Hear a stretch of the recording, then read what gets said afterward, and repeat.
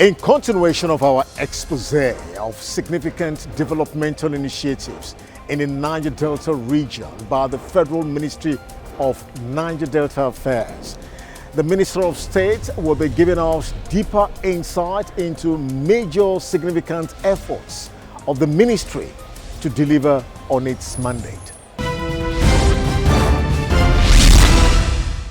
Fishing is a major occupation of the people of Niger Delta, a little bit of agriculture. What has the ministry done in this regard to possibly empower those who are decided to go into farming and, of course, on a large commercial scale? The ministry cannot empower because the ministry does not have the resources to empower them. The only empowerment we have tried to do is train them on how to do it. But to now have the resources to say, go for fishing, except the little 500,000 that I mentioned before, we don't have the financial capacity to do such things. But agriculture is a veritable area that has not been tapped into in the Niger Delta. I remember my colleague, His Excellency Senator Godswill Akpabio, and I going to First Bank to speak with the governor about how we can get the central bank to partner with the people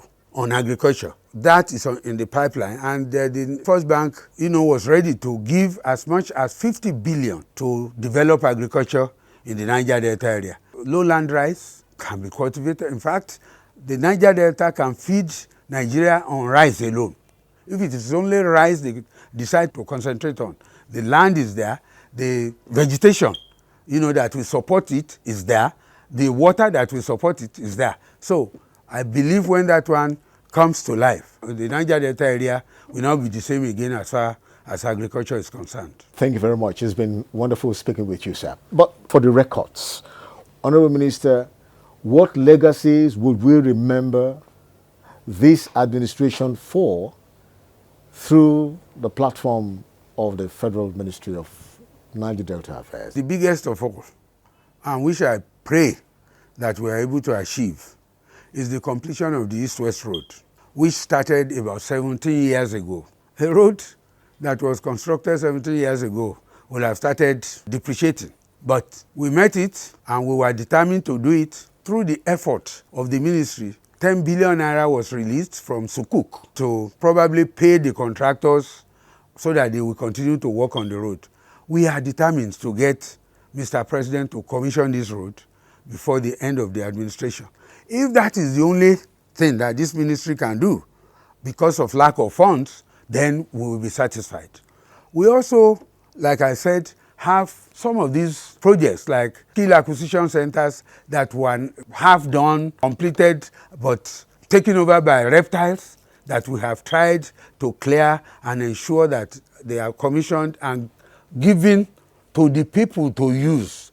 We also ensured that the headquarters of NDDC that was started about 27 years ago was completed and is now being put into use. Before that time, about 350 million naira was being paid every year as rent. So if you multiply 350 by 20 years, you will know that the money they had paid is more than 2 times the money they could have used to complete that place. Mr. President has commissioned it. It's not only going to be the headquarters of NDDC, it also has commercial areas where NDDC could let out and still make some money for the use of the people. There was also a barrack that was built over 18 years ago, but not completed. But when we came, we said all those projects must be completed. They were completed, I think, about 67 buildings that will house medium level and higher level police officers in Port Harcourt. That was completed and commissioned by the Vice President and handed over to the police. Those are part of the legacies that we have. But the biggest of them is the East-West Road. Minister of State for Niger Delta Affairs, I want to thank you for coming on the program. Now, we want a word of assurance, not only to Nigerians, but the youths, the major stakeholders in the Niger Delta region. Thank you, my brother. My speech will be directed at the youth because we are going. Nobody is going to live here forever. There is time for everything. They should use the story of my life as the son of two peasant farmers who could not get his school fees paid in those good old days, who did not have any uniform to wear, not only talk of shoes. People thought it was only President Jonathan that did not wear shoes when he was going to school. I didn't. But through dint of hard work, God has brought me to where I am today. I did not see the four walls of any tertiary institution, but here I am today, a minister of the Federal Republic of Nigeria.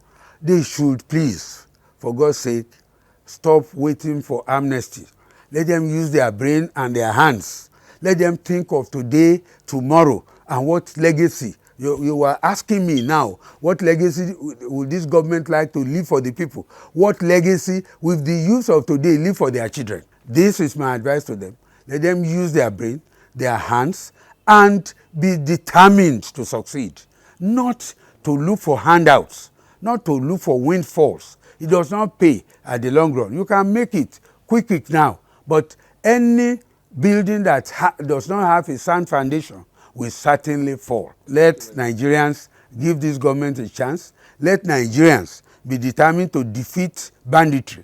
Let Nigerians know that Nigeria will be a better place. Let Nigerians know that every country had gotten their own time of adversities, but every determined society will always prevail over adversities, and Nigeria will.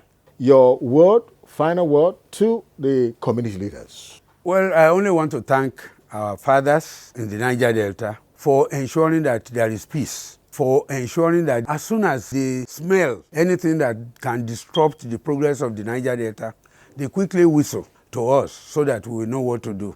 They have cooperated very well. They are our good fathers, and we trust that they will continue to cooperate with this government to ensure that there is peace and progress in the Niger Delta.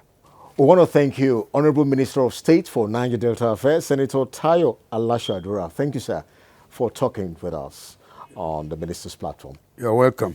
Well, that's it on Talking with the Minister on the Minister's platform. We've been speaking with the Minister of State for Niger Delta Affairs, Senator Tayo Alasha-Adura. He's been able to give us a clear picture on efforts of the ministry to revamp and reinvigorate development policies and initiatives in the Niger Delta. You've also heard him. He has talked about the great legacies this ministry is leaving behind by the President Muhammadu Buhari-led government. And from all those legacies, it's very sure that there's going to be more development, more progress in the Niger Delta in order to bring about developmental growth beyond the expectations of the people in that region. The Minister's platform will continue in a moment.